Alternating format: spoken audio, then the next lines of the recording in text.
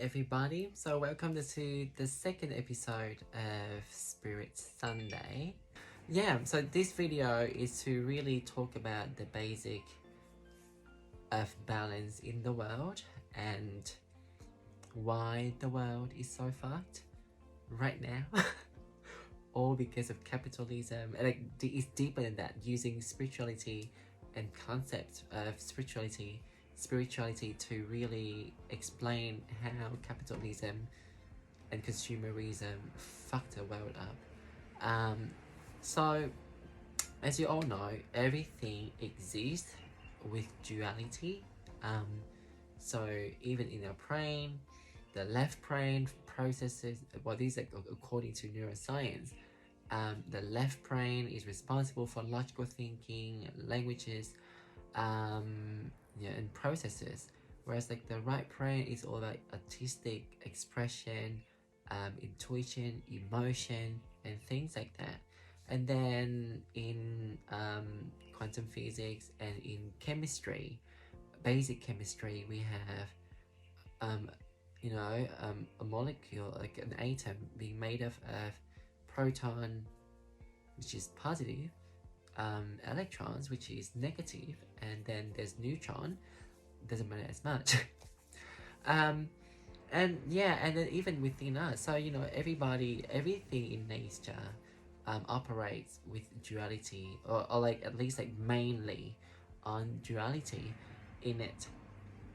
And in the ancient time, like Chinese people, they have yin yang, and then in Hinduism they have the Shakti force, like it's like a cosmic force again, and you can have a look at them. Shakti, which then sort of personified into the goddess Shakti, which is very important in Hinduism. And in other ancient or pagan, religion, which again, I don't like the word pagan, because it's pagan because it's named by Christianity, by the church. It's still valid, like they are still different forms of spirituality and of faith. So they all have images of all these archetypes throughout ancient history. Egyptian, they have the goddesses, and then they have the gods. Same thing with the Greek, Celtic mythology as well.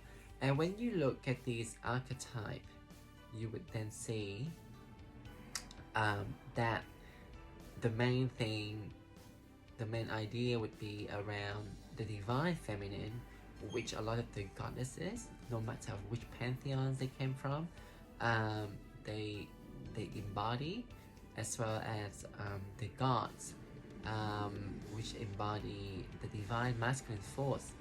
So when you condense everything down, and when you compare the myth and the folklore about these figures, even though the version we know now in the modern day might not be as accurate, because again, a lot of them would have been translated and recorded by the monk from the church, and of course with language barriers and other factors such as the Crusades and Christianization, or syncretism of certain religious figure.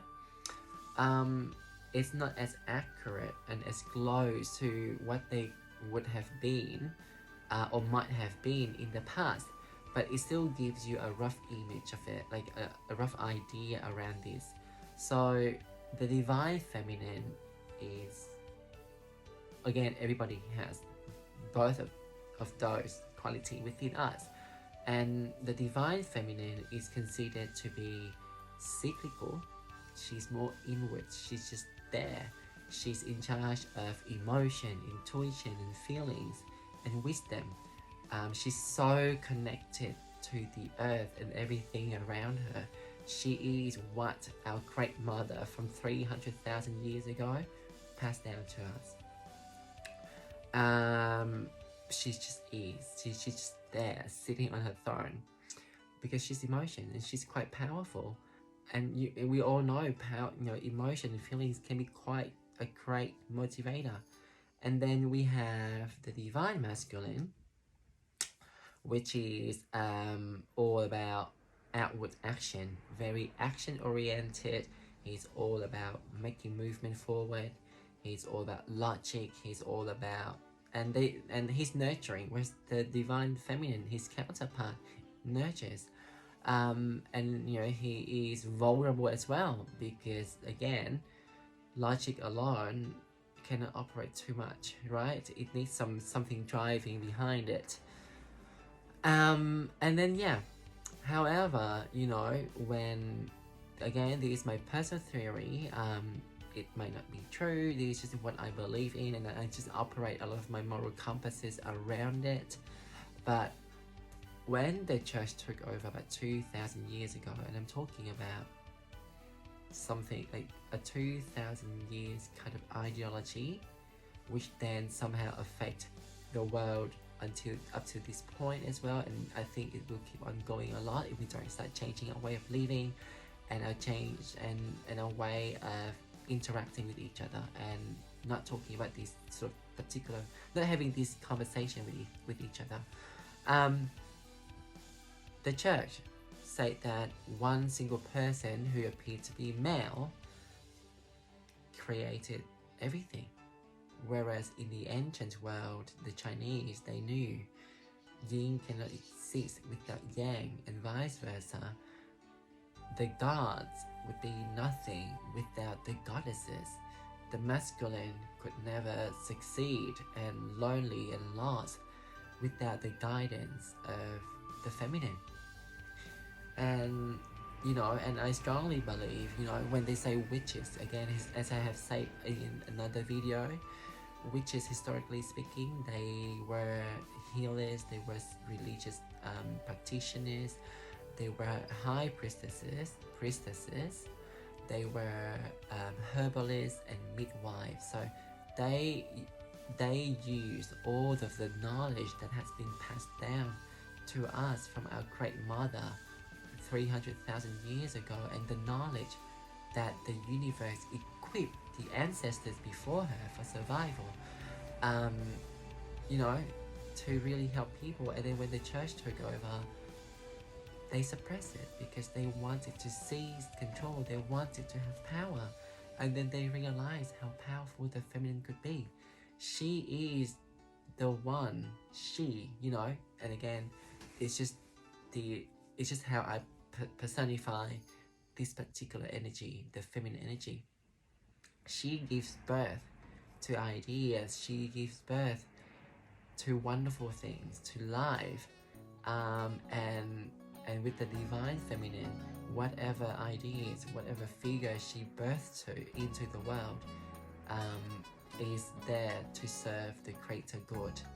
It's all about building a greater connection with Mother Nature, with everybody else, unconditional love.